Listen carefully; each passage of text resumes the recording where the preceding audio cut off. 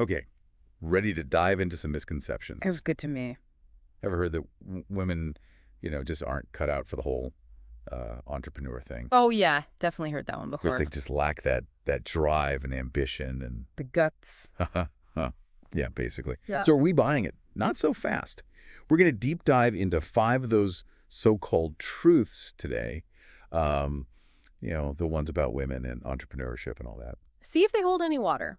And I think it's super important because, just imagine if women were as involved in starting and growing businesses as men are. Yeah. We're talking a possible global economic boost, like trillions added to the GDP. Crazy. Right. That's a whole lot of zeros. But it's not just about the money, obviously. Right. It's about empowerment, equality, breaking down those barriers. So first myth we're tackling, the one that says women just don't want to be entrepreneurs.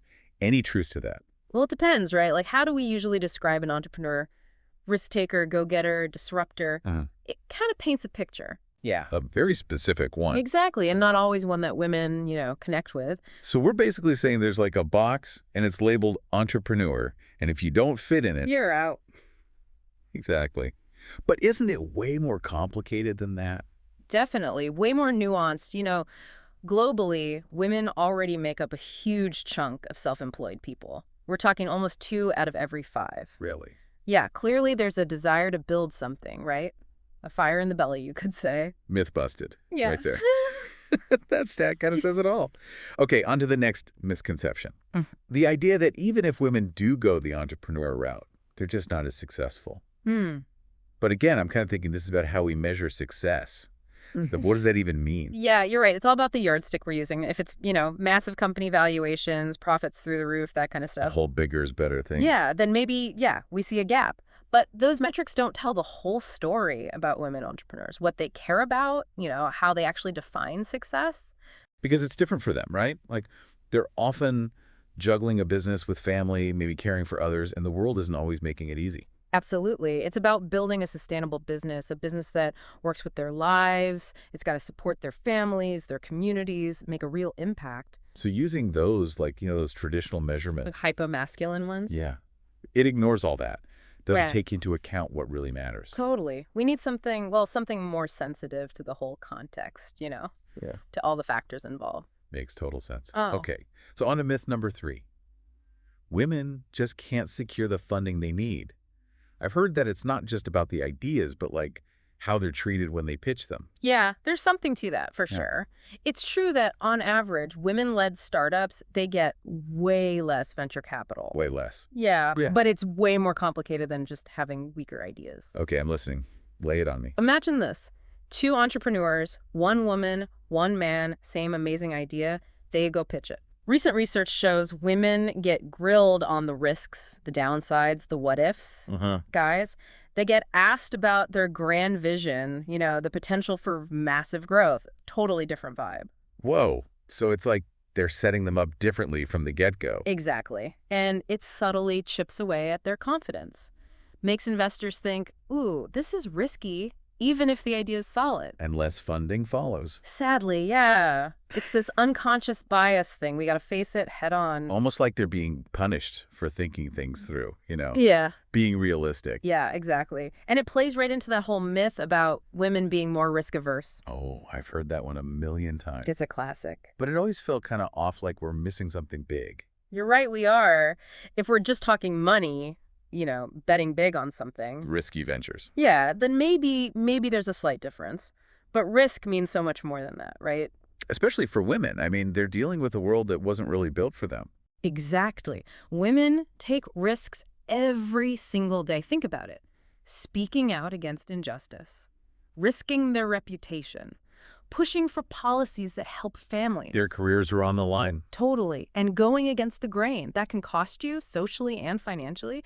Those are huge risks, just not the traditional kind. So they are taking risks, just different ones, the kind we don't always see or value. Exactly. Which brings us to our last myth for today. The one that says women, well, they just don't have the right networks to make it as entrepreneurs. That one always sounded kind of blamey to me. Like, if you don't know the right people, tough luck. I get that. And sure, networks are important, no doubt. They open doors to information, mentors, investors, you name it. But it's got to be the right kind of network, right? Bingo. Women are great at formal networks, the professional groups, industry events, online stuff. Yeah.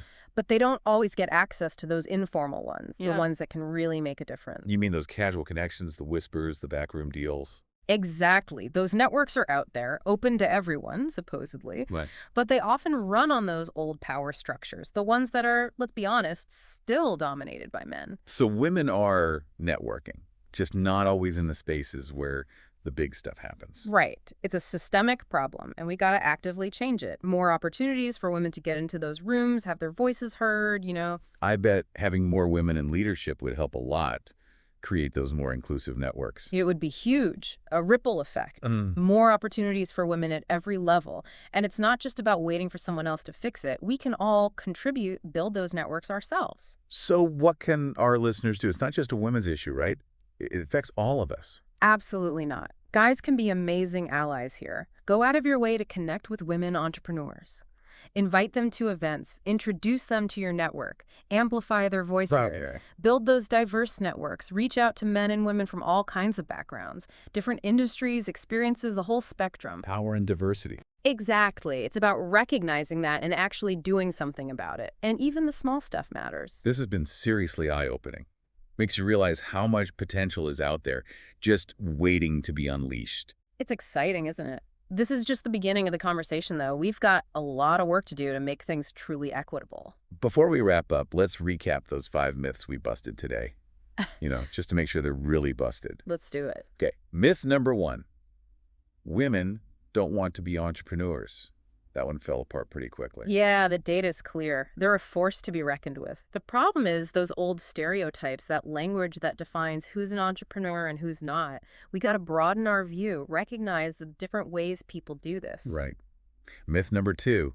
Women just aren't as successful. We saw how that depends on what success even means. It's got to include the whole picture, the challenges and wins that are specific to women, celebrate their resilience, their creativity. Okay.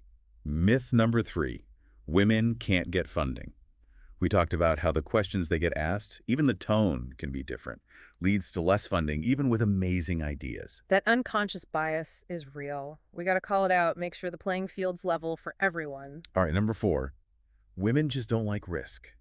We busted that one good by looking at all the risks they do take, just not always the financial kind. It's about respecting all those different forms of risk, celebrating their courage to challenge norms, fight for change, build businesses that reflect their values. And finally, myth number 5.